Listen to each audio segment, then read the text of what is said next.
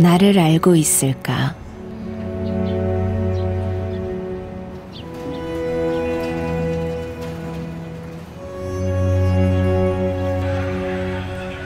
나를 본 적 있을까?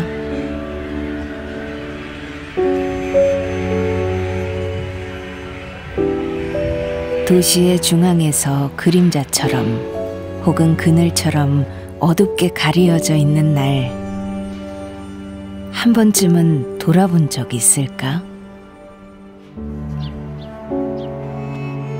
난 이곳에서 수많은 시간을 흘려보내며 자리를 지켜왔다. 여전히 청주 한가운데 있지만 더 이상 중앙이 아닌 나의 이야기를 들려주려 한다.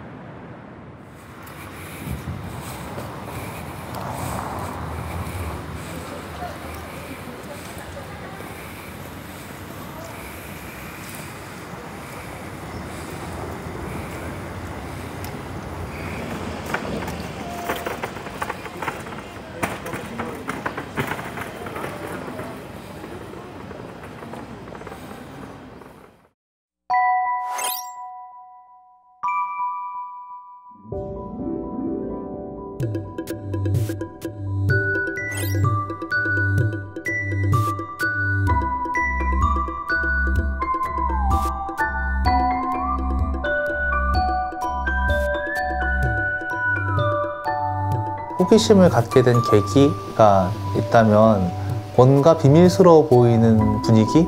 그런 기분 때문이었던 것 같아요.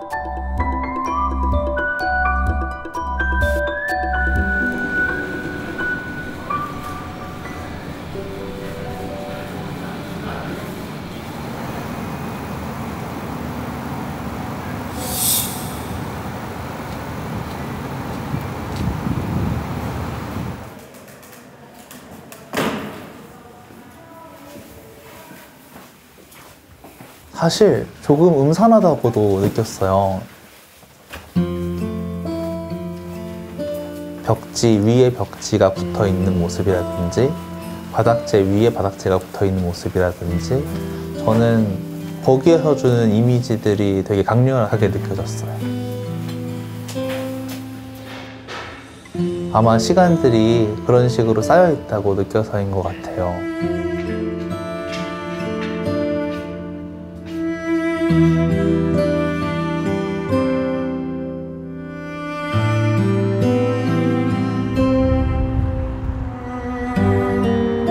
오래된 시장이 있는 동네. 나의 오랜 거처는 이름 그대로 청주 중앙에 있는 중앙동이다. 내가 중앙상가란 이름으로 터를 잡기 시작한 건 1977년. 나는 이 자리에서 나처럼 나이 든 가게와 때 묻은 공간을 품은 채 반백살을 맞이하고 있다.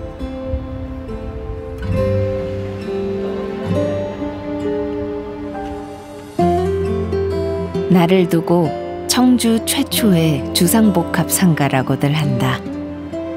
주상복합이란 말은 지금도 그렇듯 꽤나 고급스러운 공간에 자주 쓰이고 있다.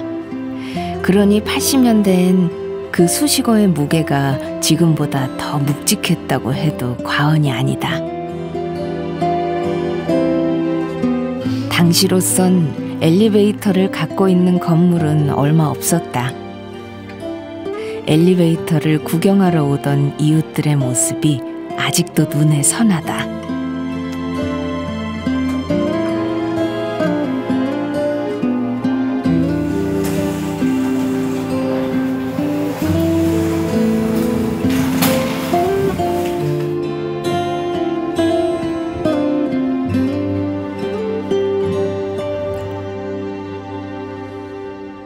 사실 60, 70년대 한국에서 유행했던 주상복합의 형태라고 생각을 했어요. 콘크리트 건물들 이렇게 많이 지었지. 1, 2층은 상가, 3층 이후로는 주거인데 가운데 중정 두고 이런 것들은 좀 자연스럽게 느껴지기는 했고요. 이 공간이 가지고 있는 역사, 그 안에서 이 사람들이 어떤 식으로 상호작용했는지 그게 조금 더 궁금했던 것 같아요.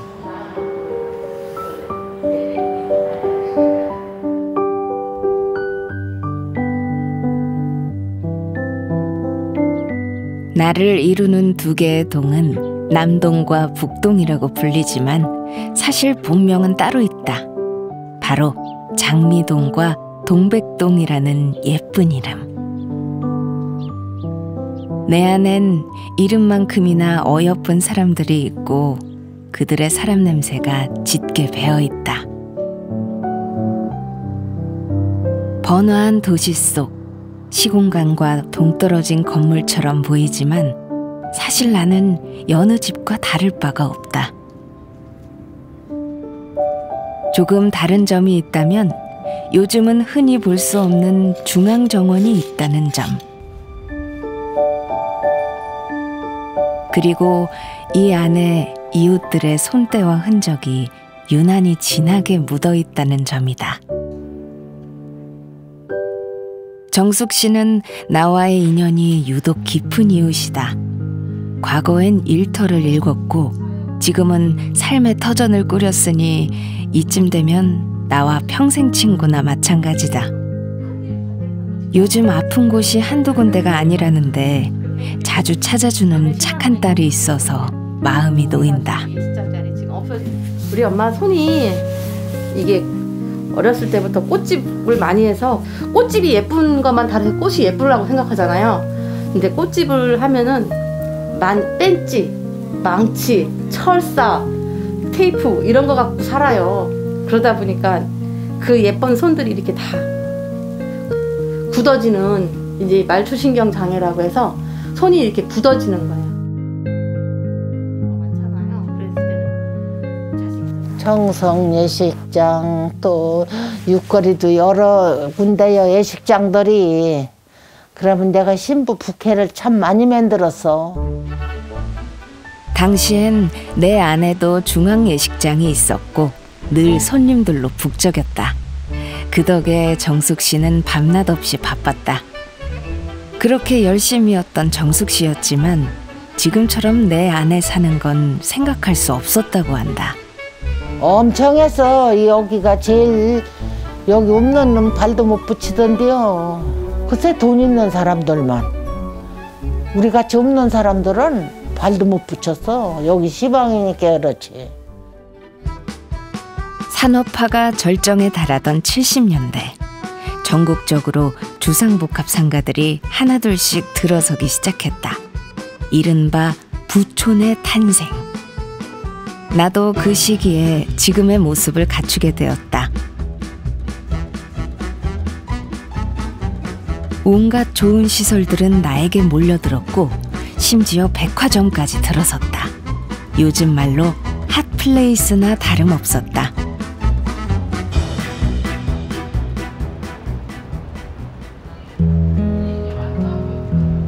영래 씨 부부의 세탁소도 그 무렵 내 안에 자리를 잡았다.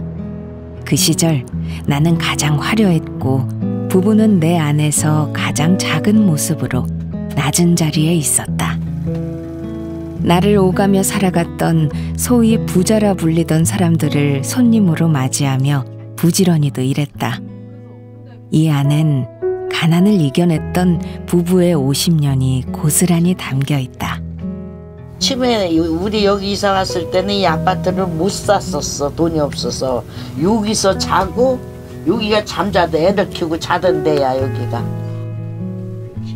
작은 세탁소에서 새 아이와 살아가던 부부에게 나란 존재는 꿈이자 희망이었다. 아이고 여기서 세탁해서 여기 배달 오라고 해서 가자 나가면 그 집이 엄청 부러웠어. 그게. 근데 그 소원이 이렇잖아.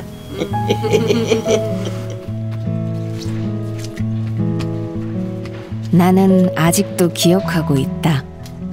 내 안의 비좁은 한편에서 반짝이던 부부의 굵은 땀방울과 눈물을.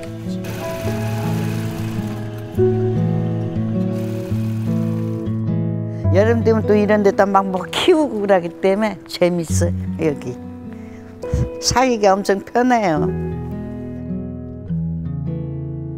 그렇게 부부는 꿈을 현실로 만들었다.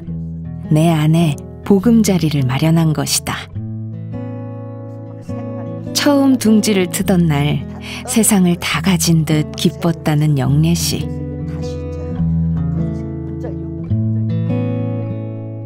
일 1층 세탁소에서 복작대던 아이들이 장성한 어른이 되기까지 영래 씨가 울고 웃던 모든 순간엔 내가 있었다.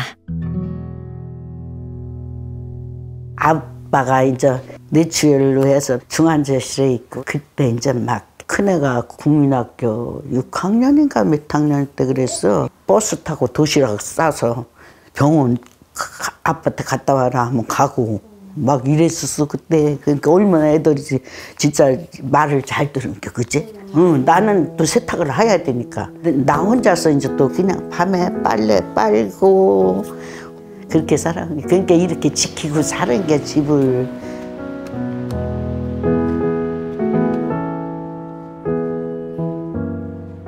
누군가의 희망을 담고 노력을 발판 삼아 나는 그렇게 활력을 더해갔다. 나를 둘러싼 중앙시장은 육거리 시장에 견줄 만큼 번창하고 있었다. 내 주변은 물론 수동과 율량동 이웃들의 살림까지 책임지는 청주의 중심 상권이었다. 그렇게 30년 가까이 흐른 지금, 이젠 나와 시장만 이 자리에 우두커니 남아있다. 정성 가득한 물건들이 무색할 만큼 우리뿐이다.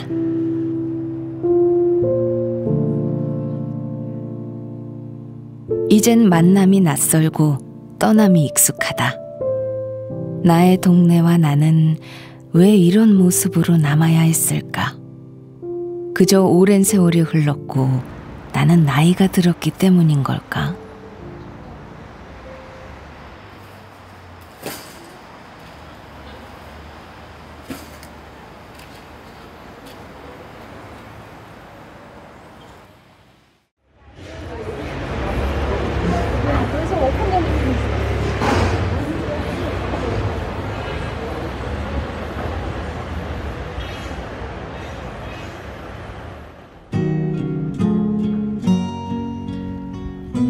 재밌는 거는 저기 역은 이미 없어진 지 오래고 그 상태에서 중앙동이라는 지명과 중앙으로서의 지위만 이어져 왔었던 거더라고요.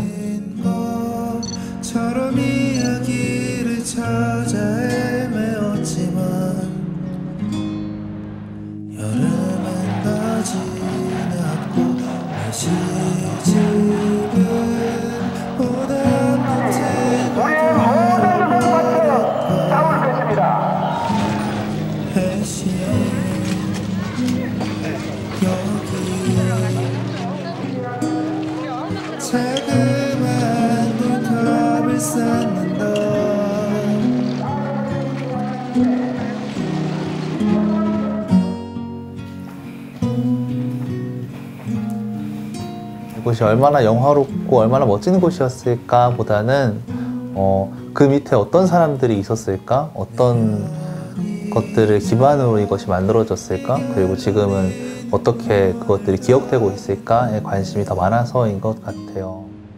아직 나는 여전히 내가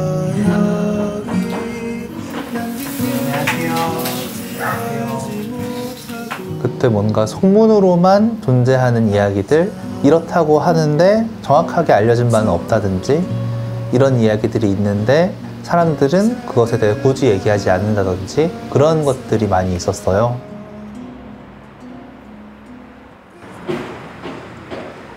굉장히 비밀스럽다. 그것을 좀 더 파보고 싶다 하는 욕심이 생겼었습니다.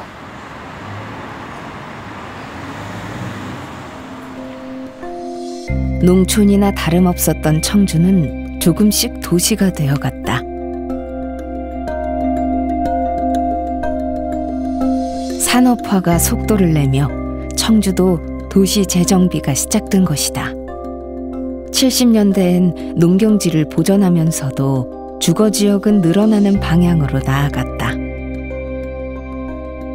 90년대엔 대규모 택지 개발이 이루어졌고 나보다 높은 아파트와 세련된 상가가 들어섰다. 저희 세대들이 다 빠져나가니까 없고 지금은 다 외곽으로 아파트들이 들어서잖아요. 그러다 보니까 여기가 밤에는이나 주말에는 이제 유령 도시가 되는 거예요. 아무도 없어요.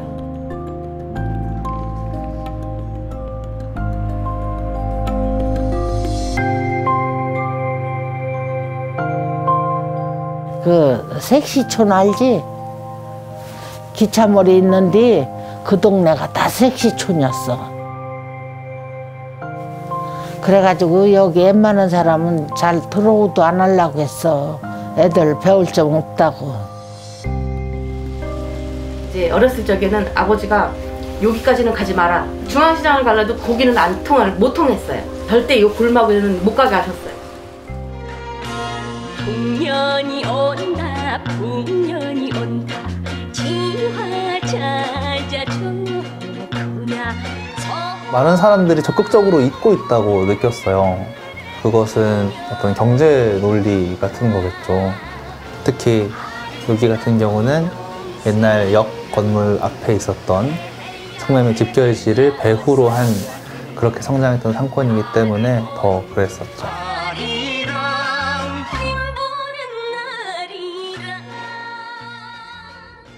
저는 이 공간에 영화로운 시대를 만든 이들이 우리가 자랑스러워하는 이들만 있다고 생각하지는 않아요.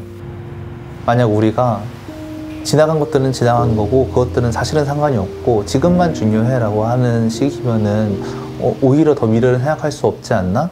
근데 지나간 것들을 우리가 알고 그것의 결과로서 우리가 지금 이 자리에 있다는 것을 파악하고 있을 때에야 그러면은 미래의 어떤 결과를 위해선 지금 우리가 뭘 해야 되지? 라는 행동으로 이어질 수 있지 않을까? 같은 생각들을 했습니다. 오늘 저녁 6시 50분쯤 청주 시내 중앙시장 1층 원목 가구에서 불이 나 부근 21개 점포를 태워 2억 6천여만 원의 재산 피해를 낸 뒤 2시간 만에 꺼졌습니다. 오랜 시간을 살다 보니 참 많은 산전수전을 겪었다.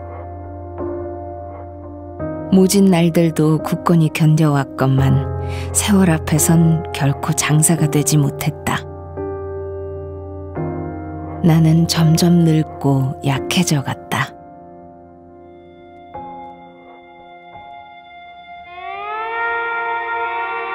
그런 나에게 새로운 손님이 찾아왔다.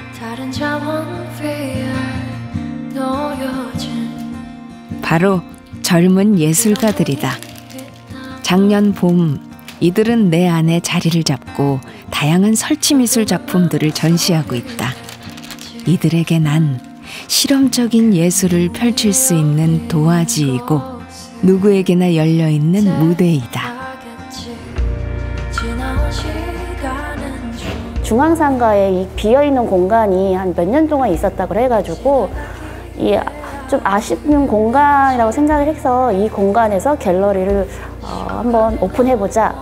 이 공간을 좀 자유자재로 설치 미술이 좀 자유롭게 진행됐으면 좋겠다. 그래서 오픈형 전시장으로 좀 설계했습니다. 하얀 벽과 깔끔한 전시장이 익숙했던 이들에겐 나의 상처와 주름이 새롭게 느껴졌다고 한다. 이들 덕분에 나는 모처럼 새 옷을 입고 새로운 사람을 만나고 있다. 저희도 이 중앙상가가 죽어있다는 소리를 항상 많이 들어서 그런지 과연 사람들이 많이 들어올까 고민을 했었어요. 여기가 그 조명이 좀 어두워 있다 보니까 이렇게 좀 공간이 이상하다, 여기 오래됐다라고 생각을 하는데 적은 날은 한 4명, 만일날은 한 20명 정도 들어오세요. 근데 다 여기 처음 들어오신 분들이세요. 그래서 들어와서 여기 이런 상가가 있네. 또 이 상가에 또 갤러리가 있네. 그래서 한 바퀴 쭉 둘러보시고 또 상가도 한번 둘러보고 이러고 이렇게 나가시더라고요.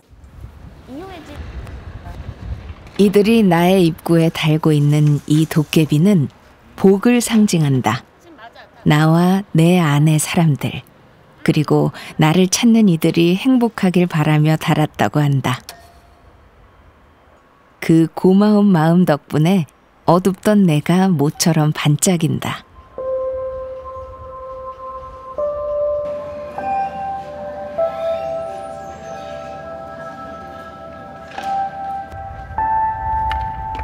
시간은 흐르고 모든 것은 달라지기 마련이다.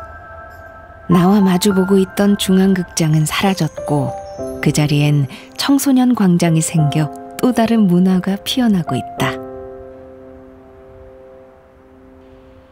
나의 동네는 계속 변화하고 있다. 사람들이 필요로 하는 새로운 것들이 들어서는 것이다. 그리고 나는 그 옆에 초라하게 남아있다. 사람들은 공간이, 상권이 죽었다고까지 말한다. 나는 정말 그런 곳일까?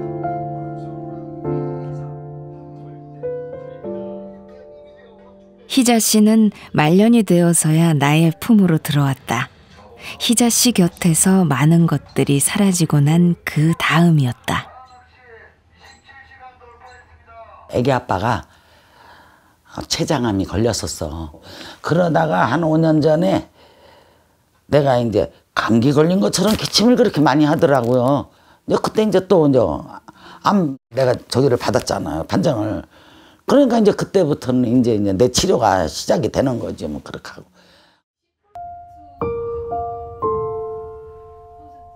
나이 든 나는 빗물에 젖어들기도 하고 찬바람이 스며들기도 한다.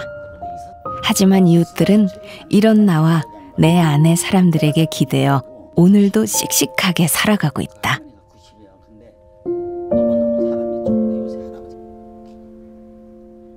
내가 이렇게 친근감 있게 잘 같이 어울리는 걸 내가 좋아해요. 내가 낮에도 여기서 날 좋으면 햇볕 나면은 다 나오라고 그래가지고 운동하라고 하고 같이 앉아 놀고 이야기하고 그래요. 그러니까 친해질 수밖에 없지 뭐. 나 이사 간다고 하면 나 못 가게 해요. 사람들이 막 너 이사 간다 소리만 하면 막 왜 이사 가느냐고 막 난리쳐 사람들이, 노인네들이. 가지 말라고. 아이 우리네가 더 바랄 게 뭐가 있어. 요만치라도 편하게 살고 집주인이라도 그만 집 내놓고 딴 데로 가라지 않으면은 여기서 마감하고 살면 좋겠어. 나는 딴 데로 가지 말고 이제 딴 데로 가면 더 애롭고 더 쓸쓸하고 슬플 거 아니야. 여기서는 안 나가면 이웃이 아는 사람들이 와서 문이라도 열어보고 죽었나 살았나. 그럴 텐데 딴 데 가면 뭐 누가 그런 거 열어보겠어? 나는 아직 수많은 삶들을 품고 있다. 생선을 팔고 기름을 짜내며 생계를 이어가고 품앗이를 하던 이웃들. 생기 넘치던 시장과 가게들은 세월을 이겨내지 못하고 사라졌지만 이들의 삶은 아직 남아있다. 누군가는 낡고 닳았다고 말하지만 우리는 서로를 안아주고 품어주며 가장 편안한 모양으로 다듬어져 왔다. 우리는 서로에게 선한 이웃이자 즐거운 나의 집이다. 흐르는 내 인생이 아이 이뻐. 나 맨날 이게 꽃만이 폈을 때 이렇게 닦으면서 맨날 혼자서 이렇게 노래 불렀다. 어떤 노래 부르세요? 에? 어떤 노래 부르세요? 청춘아 내 청춘아 어디를 갔느냐 하고서 청춘을 돌려다오 젊음을 따오 흐르는 내 인생이 애원이란다. 아유, 추억도 많고, 또, 예를 들어서 또 여기서 다 애들 다 기르고, 다 잘 하고, 이렇게 했는데, 또 뭐 어디 딴 데 가서 좀 살자니 나이 먹어서 서러울 것 같고, 그죠? 주위 사람 아는 사람도 없고, 그럴 것 같아.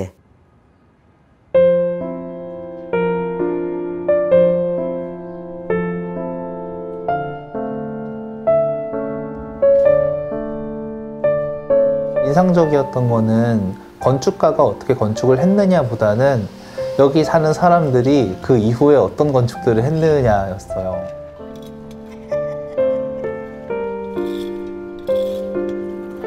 사람들이 여기 살면서 자기 방식에 맞춰가지고 다 자기 나름의 건축을 하고 있구나라고 느꼈던 탓인 것 같아요. 최대한 어색하지 않게 그냥 이 모습대로 이렇게 찍을게요. 조그맣게 해도 이게 배경이 다 뭐 아니잖아. 그래도 할 수 없지. 아 왜요? 아니야. 다 저는 자연스러운 거라고 생각해요. 그래 그렇게 생각하면 되지. 하더니 없어. 원래 세상에 안 되려고.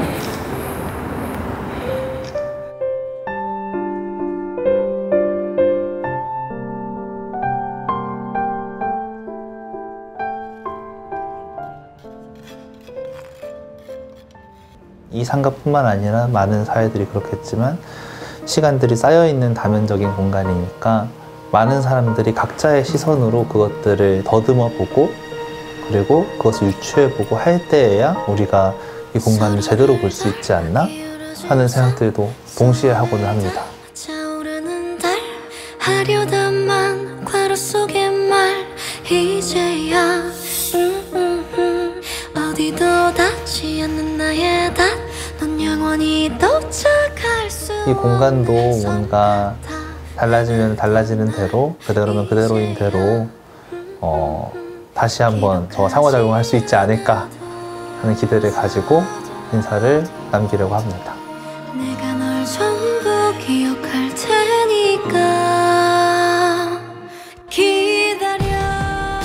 호화로운 시절이 가고 그림자인지 그늘일지 모를 어둠이 자연스레 찾아왔다. 하지만 어둠 속에서도 내 안은 여전히 빛나고 있다. 긴 세월 내 안에서 하루를 여닫은 사람들.